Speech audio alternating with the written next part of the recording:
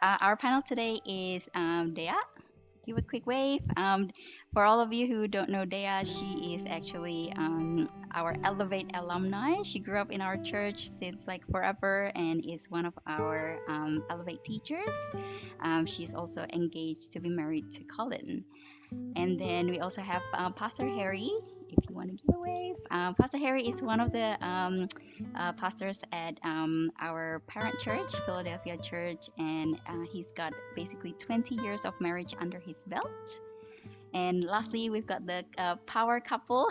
I should say power couple, Amanda and Andrew. So who have been, heavily involved in our praise and worship ministry. If you guys want to give a wave, so basically, they're, I guess they can be called newly married couples. Less than 5 years, maybe only 2 years, 3 years, 3 years. So yes, I think they're still in the honeymoon period, and I'm sure we can draw some lessons from them. So give them a round of applause, guys, and obviously do your reactions. And at any point, once you hear their stories and experiences, if you've got any questions, please feel free to put it in the chat. So, without further ado, my first question to the panel is if they're able to give a quick introduction of themselves about how they came to know Christ and also how they met their significant other, like their partner or their fiance.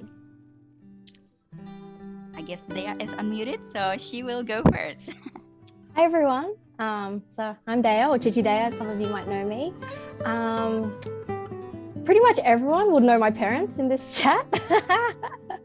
So no surprise there about how I've became a Christian. I've always learned the stories, the Bible stories from a really young age, from whether it was like the picture books, like the Bible picture books at home, or going to FC every week. I think I've been going to FC since I was like 3 or 4. I have like really, really early memories of like ombre and Tante Debbie and like the various hairstyles they used to wear back in the day.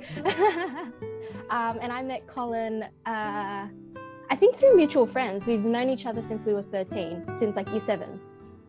Because he went to an all-boys school and I went to an all-girls school. And the friends I met had gone to primary school with Colin. And yeah, since we were 12 maybe even 12 to 13, whenever you start year 7.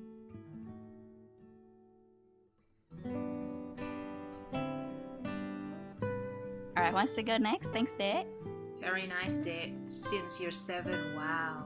Amanda, we can't really hear you. What? Hello, can you hear me? Yep. Yeah, okay. It's very nice day. 7 years since you're 7. Wow, that's a long time. Yep. That's so sweetheart. My gosh. Well, I grew up in a church from Indonesia, Yogyakarta. Who doesn't know where Yogyakarta is? So my parents actually, they are pastors. They're still pastors right now. So as you all know, like pastor kids, woohoo, pastor kids, and like growing up as a pastor kid. But I want to find myself, obviously. And when I was in year 7, actually, I met God. Yes, so like I met him personally through like prayer and fasting during April period, actually Easter. So was like my first experience encounter with Jesus. And yeah, you tell your story about how you become Christians first. Well, similar to probably Amanda and Dea, I've been since Sunday school. Actually, I grew up in Philadelphia. I remember I was in year 5. That was my Sunday school, and then I did my first ministry when I was in year 6, when I was in Sunday school. So yeah, pretty much just probably throughout whole life, pretty much, yeah. And we met, me and Andrew, actually we were friends 2012. We actually met in Sydney, Australia, through music. But then it had to take Andrew all the way to move to America for 5 years, and then for me to travel around the world to America, and then back home to Sydney, and then went to Europe, and then back here again, and then back to America again to actually finally met Andrew when it was like 2000 and When was that? 17, I think, around 2017. And then no intention at all. And then like we just love each other because of like the love of God that we've got, and like ministry. We're doing ministry together. So yeah, that's the story. Off to you, go Harry. Okay, wonderful stories here. I remember there. I remember Andrew when you first playing the music. You playing drum. I think when you were very yeah. Oh, nice. Okay, my background is a bit different from both of them. Okay, my name is Harry. I'm Pastor Harry. I've been with Philadelphia Church for, I think, since I came here about 22 years already. I work as a banker, and I'm married with 2 boys at the moment. Isaac is now already here. He is now already reached his 18th birthday, and also Josh already 16 years old now. And I grew up with my family background, if I can tell you. It's Chinese Indonesian cultures where they were Buddhism religion with Confucianist strong blend. So anything Christian, or if someone asks you or your friend asks you to go to church, it will be a ban or prohibited. What is that?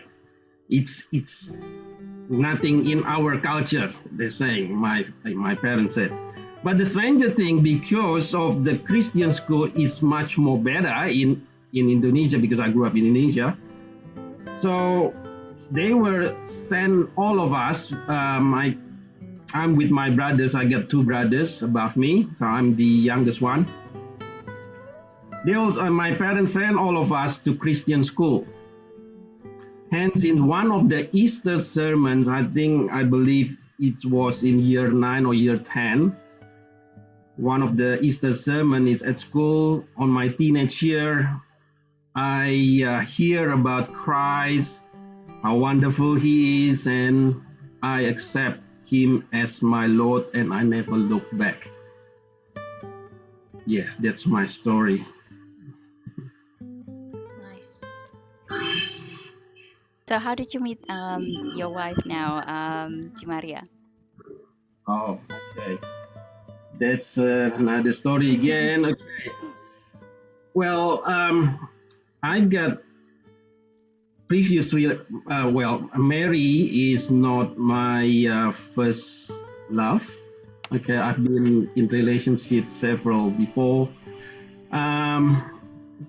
Okay, don't bring up anymore.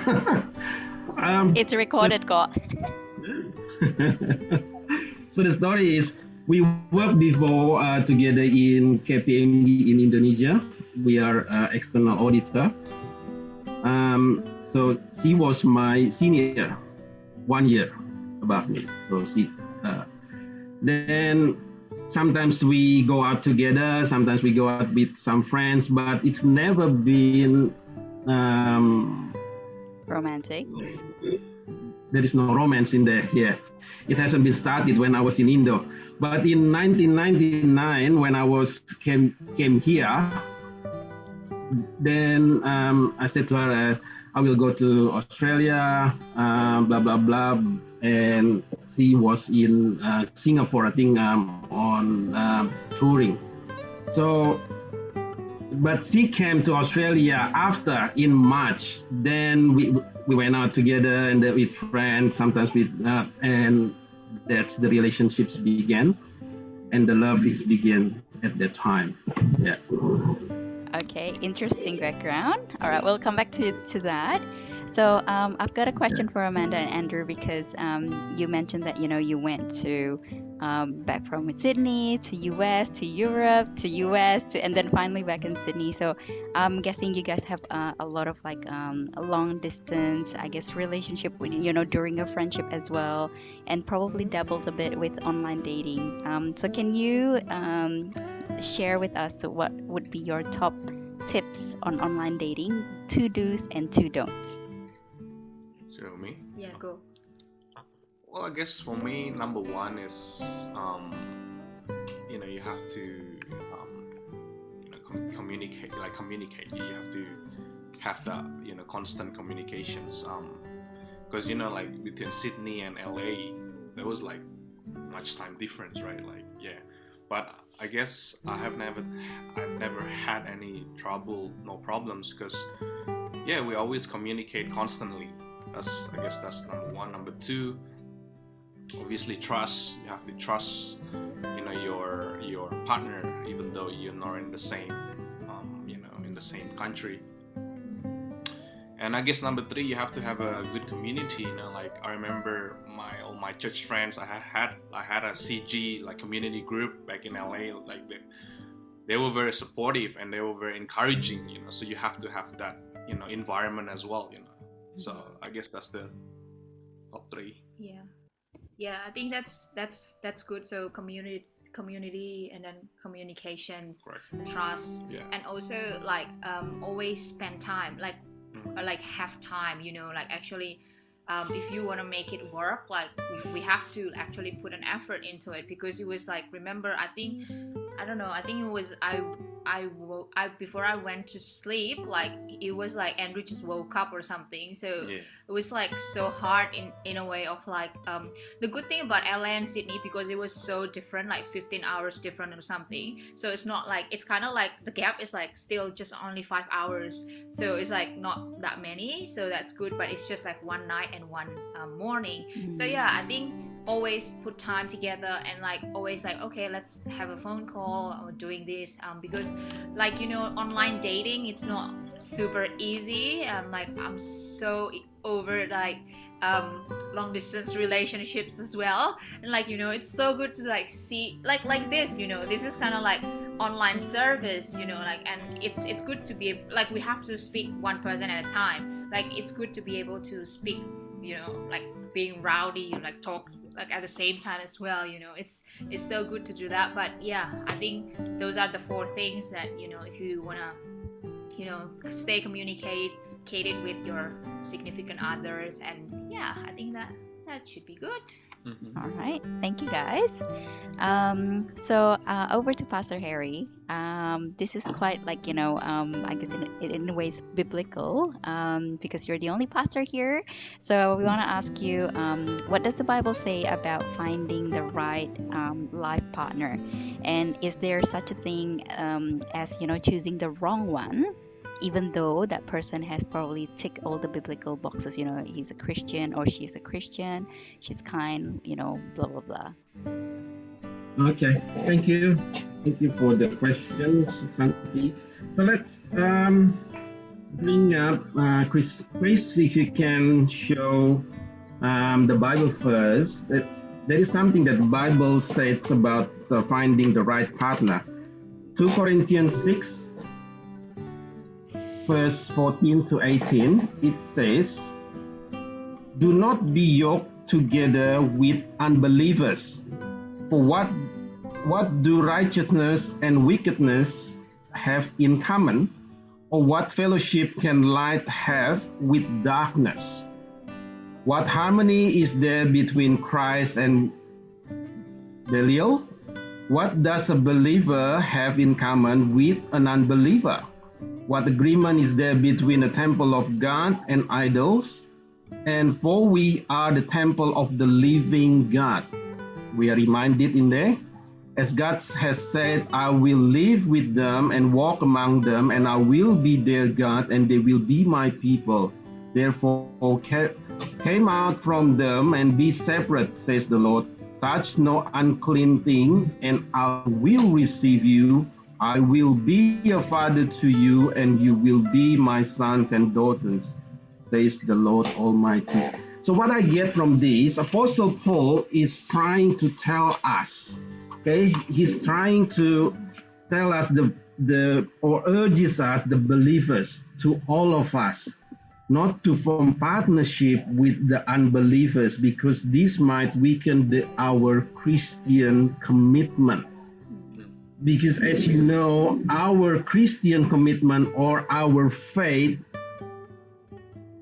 is very important, because life and death whenever we exit this world, it's depend on this thing, like whether you receive Christ or not. That's why if you are in the wrong relationship, it might be weaken your commitment, integrity, or standards. It would be a mismatch. You want the believers to be active in their witness to Christ to unbelievers, but not to lock themselves into personal or business relationship that could cause them to compromise their faith. And us should do everything in our power, because we got to choose, okay? We got to choose to avoid situations that could force us to divide our loyalties. So what I get in this is to find our partner who is also at least number one is believer. But can a believer is also a bad character? As you asked, Santi, yes, it can. It can. I'm not saying fine, if they are believe in Christ, they are not a bad character. It's not. A lot of Christians, a lot of us is also still got a bad character. That's why it's nothing like to find a right partners like in TV, married at first sight. I never believe in that. It's just scripture. It's Scripted. it's maintained. It's a TV show. Don't believe in that. Never. Nothing is like that. But if God chooses you one for you, I know He can. I know He will find the right partner for you. You will find this in due course. Can be the wrong one, yes. Hence, time. I think the second one. If you can find the believers, one. Number two, time in your relationship. You need to spend time if you want to find the right partner. Time.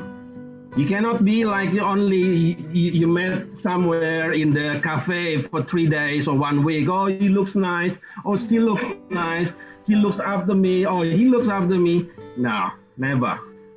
You need the time to know the person. Example is, how do you know if something you do not like about this person? How about their honesty? How about their spending habit? How about their saving habit? You won't know, and 3 or in a week, they might put something like mass in front of you. Okay, I'm the good person. I try to be a good person. He pays about all your bills, all your coffee, and all the eatings and all that. But the thing is, after that, he wants something from you. How do you know that? Only time can find that. And about the future together, how do you know about the future together if you haven't got the time to talk about it? How does he think about all this? It's only time in relationships that matters. So I'm gonna leave it. There is a lot, okay? But the thing is, I leave it with two. Find the believers and don't go rush. Okay. Time in relationship, then you will know. Can I add something, Santi? Yeah, that's great tips. Yep. That was really good. Just the believer part as well. Like like as Koheri was saying, I think like also like can we find like a bad person? Of course we can. Bad character, as like this person is believer, but he or she is like abusive or something.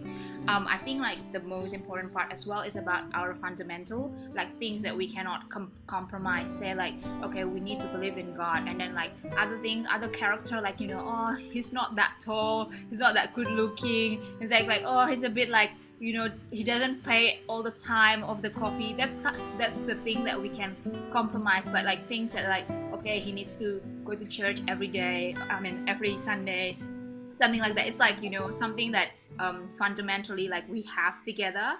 Also like another thing that I was also going to add is like have a good relationship with your friends, like community, as well as Jesus, obviously, because God will like help you like through your Bible reading, like whether you're like finding the right person or not, like talking to your friends or family, and they will like give directions. Like sometimes like advice from mom or dad, or like, you know, your closest friends, like your leaders at church or something like that. When I was like dating Andrew as well, like it was so hard, like, oh, we're gonna get married, like, so, you know, that feeling of like, oh, is he the right person, is he the right person? But he's like ticking all the boxes that, oh, I want the person to be like this, that, and mom and dad was like giving me like that green light of like, yeah, he's like loves God and stuff, and like makes me like more like the confirmations, you know, that have that confirmation. So yeah, I just add that. Okay. All right. And Thank you. you fixed all the boxes. Well, Nobody's perfect. All right. So I guess my next question is for Dea. You know, because currently you're at that stage where you're engaged to be married, and you know, seeing your relationship with Colin, you've been in a relationship for a while as well. So are you able to talk about, you know, what are some of the temptations that maybe you or maybe you both had, and how did you overcome them? I'll probably split it into like before we started dating, and then like now that we're dating. So I think before, or the courtship stage, and it's applicable for both. It's pretty much just like the temptation of fitting in, of like being one of many, fitting into the mold of society and like what your friends and family think. And so I wasn't particularly boy crazy in high school, but it seems like that I was the only one that wasn't. Like, you know, everyone else in my grade, you know, was talking about like celebrity crushes, you know, real life crushes, dates they're going to plan to go on after school or on the weekend. And I'm like, ew. Like it was never like a desire of mine to like go hunting for boys, you know, booking out my calendar for dates. But then on the flip side, I thought, is there something wrong with me? Like, why am I interested in these kinds of things like everyone else? Is there something wrong with me? Should I just try it? Am I just scared? And it forms a lot of like doubt and fear in your head that you're not exactly like everyone else. But then, you know, I feel like your faith needs to be stronger than like the whispers around you. And seeing my parents' relationship, and like, you know, like the leaders at church as well, it just helps you prioritize certain, I guess, fundamentals or check boxes of like what you want in a partner. And then I was like, oh, maybe I'm too picky, like surely I can't find like the right boy. But then I feel like, and I went on a couple dates in high school, but then I hated it. I was like, why am I trying to force something that's not meant to be? And then my mom always used to say, like, you know, God's big picture plan. Just because it's not coming now or the way you want it doesn't mean it's not coming. And I think that also still translates to like the dating stage, and even now that we're engaged, is that like, you know, people have a lot of opinions and thoughts about like how your relationship should progress, or, you know, like you're at X age by now, you should be by XYZ status. And again, I feel like it's just to reiterate that, you know, your faith has to be stronger than like the whispers around you, and surrounding yourself with like good people who will push you in the right direction and to support you even though it seems like wrong. Probably like the biggest one right now for myself and Colin is that how we don't live together. Like we have our own apartment together in Rockdale, but only Colin lives there and I'm still here, family house, parents are downstairs. And people find that so weird, especially like people at work. I think I'm the only one who's like a churchgoer or like a Christian, and a handful of them are in relationships, but it's mainly like de facto or like a civil union. They're not necessarily married. I think only 2 people are married in my team, and everyone else is in that de facto relationship. And so when I tell them that, like, oh no, I'm still living at home, like, yeah, and then like, don't you and Colin like have a place together? And then, you know, you see their wheels spinning. And sometimes people are better at hiding it than others. And then some people are like, oh, That's weird. okay. And then some people are like, oh, okay, that's cool. That's cool. And I'm never like shy to explain why. I'm always open to, I never get offended or upset when people ask. Yeah. But it gets old pretty quickly, especially when they don't cover it well. And then I know Colin experiences the same thing where people are, I guess, I don't know, maybe boys are a bit more straightforward, where his friends are like, that's weird. Oh, don't you wish it was like a different way? Don't you wish it was this way? And he's like, no, not really. Like there's some benefits and some separation before moving in together. I feel like planning to get married and planning to move in together opens up a lot more discussions and a lot more topics that we never considered, like bank accounts, you know, where are we going to commute to work, you know, like a million and one things, like where am I going to put my shoes? And then it just sets up situations where you have to work together as a team to build a life together. Yeah. As silly as that is, where do I need to put, like, you know, my jackets and my handbags? It's just like small little hurdles where you have to work together to achieve something bigger for yourselves. That's great, thank you, because that also leads on to my next question to the panel, because I was initially going to ask you guys first, how long were you guys, each of you, in your dating stage? So how long were you and Colin dating, like maybe dating before getting married, I guess, total? I think we started dating the end of high school, like beginning of uni. When would that have been? Like 2014? When did I graduate? 2013, 2014? So that So would be 8 years. 8 years? 8 Okay. years. Andrew and Amanda, how long? Oh, that was quick. We never planned anything, so it just happened, and then like we like give it a go, and then I think 6 months he proposed, and then like after that, oh yeah, when are we gonna get married? It was April. Wait, he came to Yogyakarta to like ask for my parents' permission in April, and then like, oh, when are we gonna get married? I don't know, maybe September. Oh, okay, August, September, or October, November. Oh, okay, let's do September. So we only planned like one month for our wedding. So the total of our dating until our marriage, a year and maybe 1 month or 2 months. Okay, a year and one. Okay, what about Koheri? 1 year. 1 year. Okay. Wow, Dad, you're like the longest out of all three of them. So I guess would you be able to share, you know, what did you guys discuss, you know, when you moved on from that, okay, I think he's the one or she's the one, and then moving into a committed relationship? What did you guys talk about? I feel like it wasn't like one day we weren't serious and then one day we were. I was talking about this to Colin the other day, and I'm like, when did it just like click for us? And then I think it just, you subconsciously know, because one day, instead of planning for dates on the weekend, we were like, oh, you know, XYZ artist is coming to town this time next year. Can we book tickets? And then all of a sudden you realize that you're planning for events or booking things that are like way into the future. And then I think that was our first like little light bulb moment when I think we wanted to see Matilda the musical.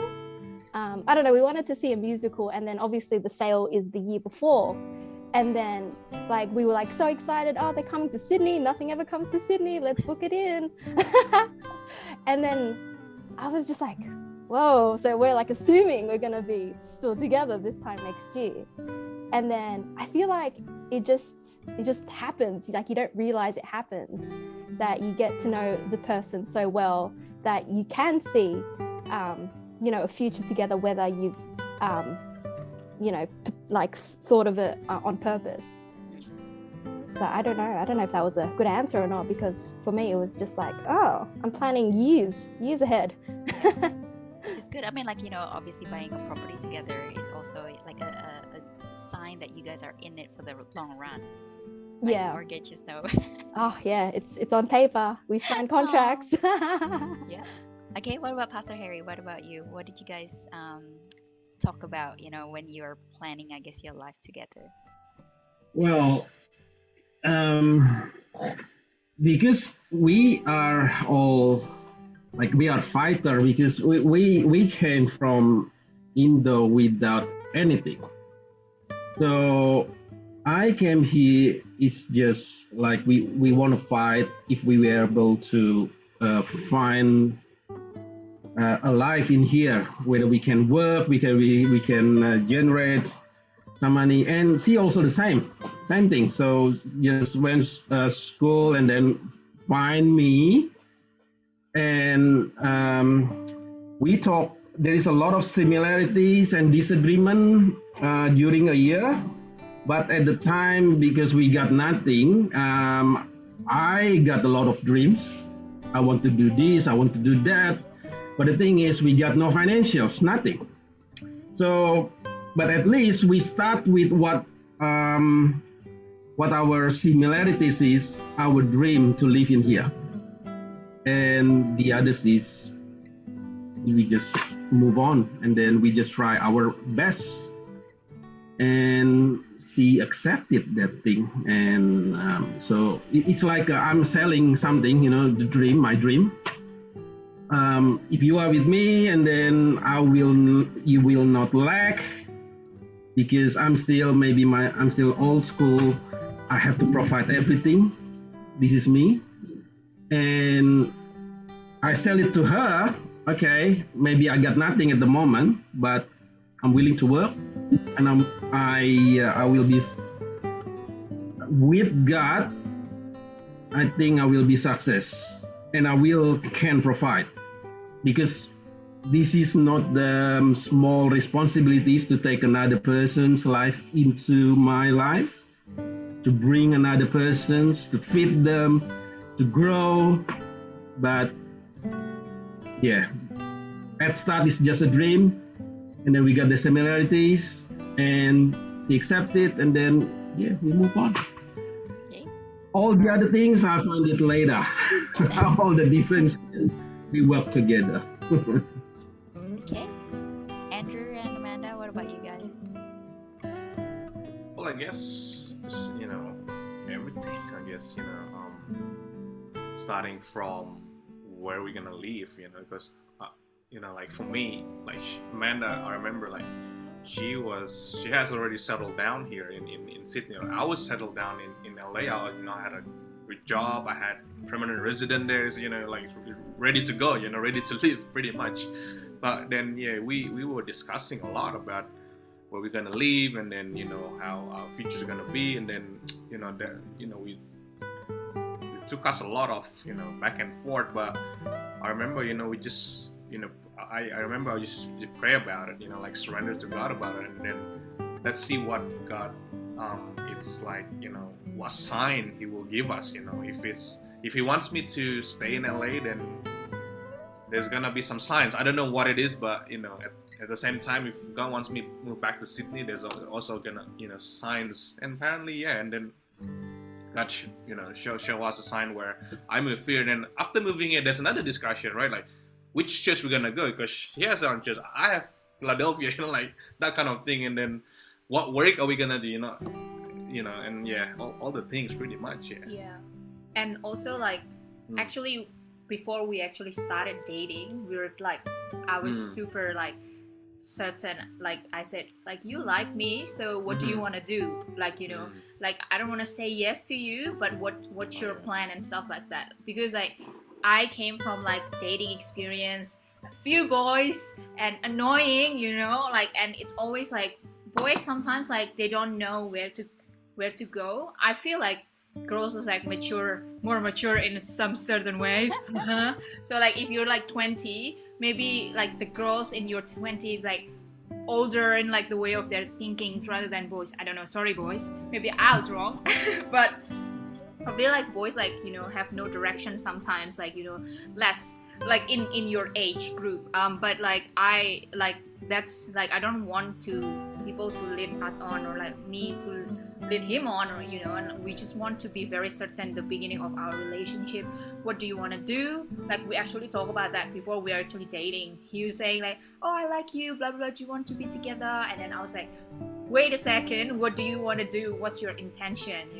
So we were so certain, and at that time like we just talk about it like before we actually dating. And then like after that, like all this discussion, like financial, obviously bank account together and all that, what you said, it was like, there you go.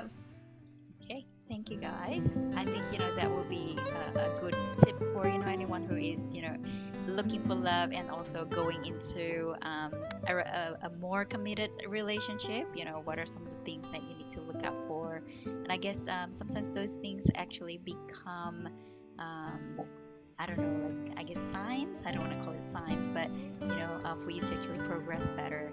So my next question is about making your relationship last, because obviously for many of you, you've been friends for so long, or you've been in a relationship for so long. So what is the one thing that you constantly do that you believe has made an impact in your relationship, making it last? Can I ask you to go first? Yeah, sure. I think when me and Colin realized that things were getting serious and that we were really, really happy, I guess, with each other as life partners. But at the same time, we were still so young, like barely like 2021. And by that stage, I think we're like 3-4 years in, and we're like, oh, okay, so this is it. This is it. And I think it was just talking, as cliche and as broad as that is just that no topic is off the table. We would talk about like kids, finances, where we'd live, again, maybe which church to go to, like how'd we get there, and also I guess setting up timelines, more so in the fact of like in 5 years, do we want to be married, do we want to be having like a first kid, or are we going to still focus on our careers, and really building and future planning together, and discussing, if Colin doesn't want to have any kids because he wants to zoom up on his career, it's like, how can we do that together? Because you're not alone. This is a team effort. It's a joint effort. And it's like, what can we do together for him to achieve his independent goals, as well as like the goals we have together as a couple? And same for me as well, of course. Okay. Amanda, Andrew? Well, the one thing that we usually do to make our relationship last, usually we try to always pray together. Now that we try to read the Bible together, and then like it's getting harder to be together. We did it, but we sometimes still do. But we still do like read our Bible separately. But then the one thing that we usually do, like at night, we always pray together before we go to bed, or like sometimes we do worship together. It's really good, and we want to keep doing that when we have kids and raising up our children as well. Do you want to add anything?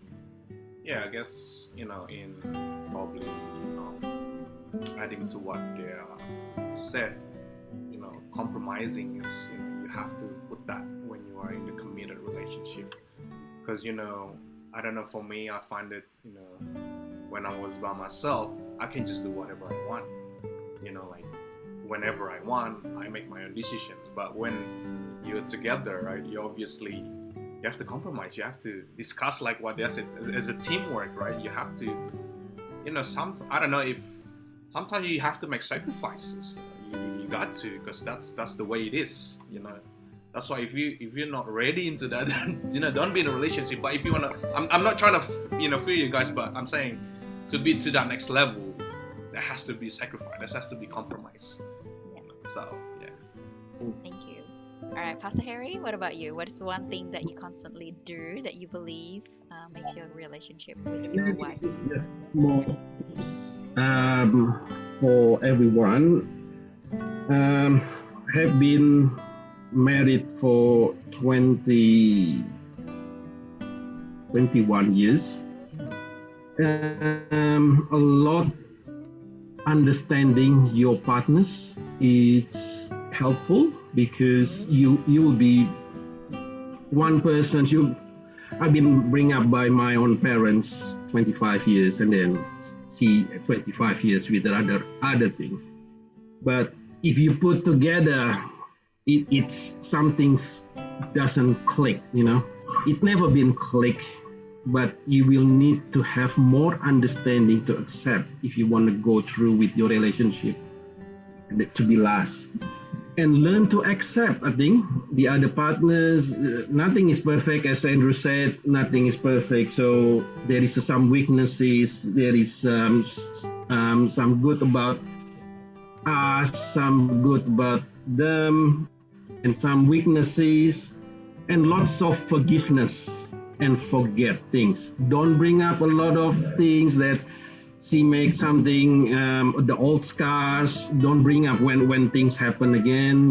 Like I think more about women like to bring up old scars, but don't do it because otherwise it will be you will never move on, and then it makes scars again appear again on men. Men sometimes you see them like, oh, they're strong and all that. They're not. They also have weaknesses.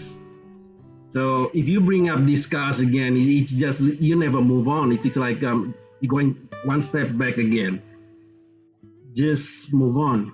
Like once you always fix the problem, all the little things. Like example is, I like my toothpaste to be pressed on the top, but she likes to be pressed from the bottom. That's the thing. It goes for 1 year, like talking about it. Hey, don't do it. But yeah, we just move on. Okay. Trying to accept together. Yes. Thank you. All right. So I haven't seen anyone actually type in any questions yet, and we're almost ready to, I guess, close up. My final question for the panel, unless someone is, keen to ask any question to the panel, I'll ask it first. So feel free to put your question in the chat. So can you share what you have find? Maybe it's like a difficulty, or and if it's a difficulty, how you overcome it, or what success you had in communicating a love to your partner, or maybe the way that your partner communicated love to you. Pastor Harry? Oh, lucky one. Okay, I just success. Okay, we have been friends since she came to Australia. We have been going out sometimes with friends, sometimes with just both of us. But why, before I say love to her, why I see there is something changed since we've been in relationship, like when we are friends, like I got a feeling that this girl is like me. How do I know that? Because at one time I work in the restaurant, okay, but she makes lunch for me, like nasi goreng. She doesn't know how to cook, but she tries. This is something that's a bit different, because I can go to my restaurant, I can get my lunch free, but she tried to do it. I appreciate it, but it's something different. She never doing this thing for other people, like other friends. And the other thing is, she share her stories with me every night. When I try to, like I forgot to call her, she called me back, or otherwise she text me or try to find me. Then I know, okay, I know where I am at that time, and then I did then make my move. I asked at one night if she will be my girlfriend, and then she said yes straight away. Yay! And then we have our first kiss, and that's also the first one for her. Aww, that's so sweet. I had this. I heard this cliche. If a boy texts you and he asks the question, "Have you eaten?" That means they're interested in you. I don't know whether I don't know how accurate it is, but apparently that's how boys make their first move, kind of thing. Anyway, my information is outdated. Well, you can learn also something from the Bible, okay, from Jesus. Jesus always give. So if you like someone, you like to give, you to share. The very important thing is to share things. If they always asking for something from you, then you know that they only want something from you. It's not sharing. Because if love, it's start with the sharing or caring more than the others. Most probably that's the sign. Okay, thanks, Scott. Andrew, Amanda, what about you guys? Well, for me, for us, I guess communication. Like I remember Difficulties. difficult, Our yeah, difficulties. because during when we obviously got married and then when we lived together after got married, obviously everything changes, right? Like her usuals, my usuals are all different. It's all like coming apart. So yeah, I was shocked. She was shocked, and then I remember we argued a lot, right? Like because no, I want to do this. No, I can't. Like that kind of. But I think as you go, yeah, like you learn. Like even until now, like for me, every day is a learning, right? Like you get to know your partner every single what she likes and don't like. So I guess communications again is very very crucial. I mean, it's very important to get to know. It's like what I think David was saying. One I can't remember when. I think the last sermon. Yeah, it was like talking about if you're wrong, say sorry, and if you're right, just shut up. So to make the relationship like better, because like especially like I don't like I don't know, maybe it's just me, but like I don't like to be told that I was wrong, but like if I know I'm right, like I will just seek that, but it's not gonna work if you're like the two of us, because you're building a relationship with others, and you have to like just if you know that you're right, just shut up. So and then like just have like a separate time and then like reconcile.